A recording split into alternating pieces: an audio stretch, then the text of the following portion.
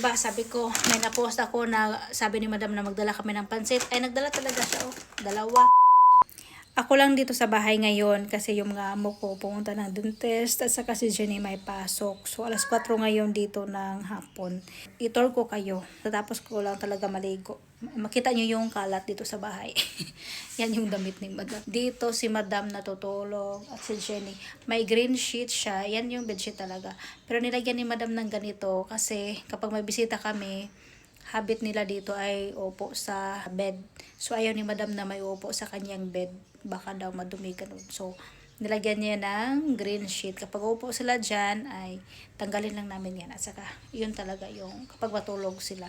Tapos, yung mga pillows at saka kumot, tinakpan niya ng tela para hindi maabugan. Kasi hindi pa kami tapos dito guys talaga sa bahay. Hindi pa kami ma-arrange masyado. Tapos, dito ako natutulog. To yung tables.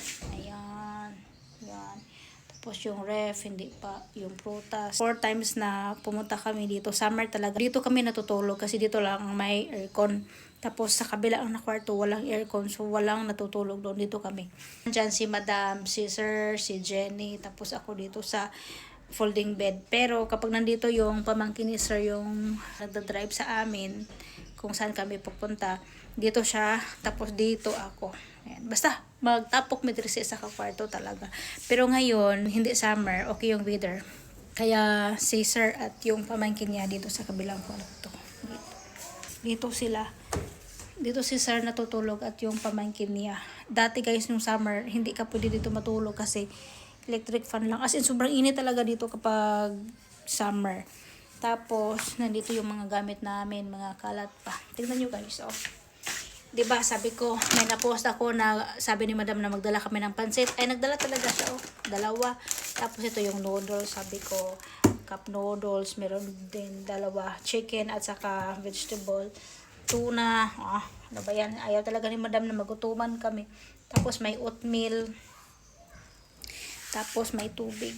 Meron namang tubig dito guys. Pero yung mga amo ko, sabi nila, baka daw mag-alboroto yung mga tiyan namin. Kaya bumili talaga sila ng mineral water. Kasi last time nung pumunta sila dito, nung nagbakasyon ako ng Pilipinas, hindi sila naka-travel kasi nagkasakit sila dahil sa tubig. Ito yung cabinet. Dito yung mga damit namin. Ito yung sa akin. Yan yung kay Jenny. Yung damit ni Jenny, konti lang kasi nasa hostel kasi siya nakatira, no. Minsan lang siya dito sa bahay. Ngayon lang na nandito kami, dito siya. Pero kapag wala kami dito, sa hostel lang naman siya magpuyo. So, dito ako nag-dry ng buhok. Nandito po yung hair dryer ko. So, ito yung second floor ng bahay. Ito yung maliit na hallway. Diyan ako magsampay kapag, ano. Pero sa taas talaga, sa rooftop ako magsampay. Tapos dyan, sa pababa, nandun yung kusina. Ang CR. Yan, isampay ko pa. Isampay ko pa yan.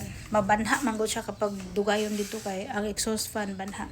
So, ayun na. Bye-bye. Yun lang yung house tour. Bye-bye.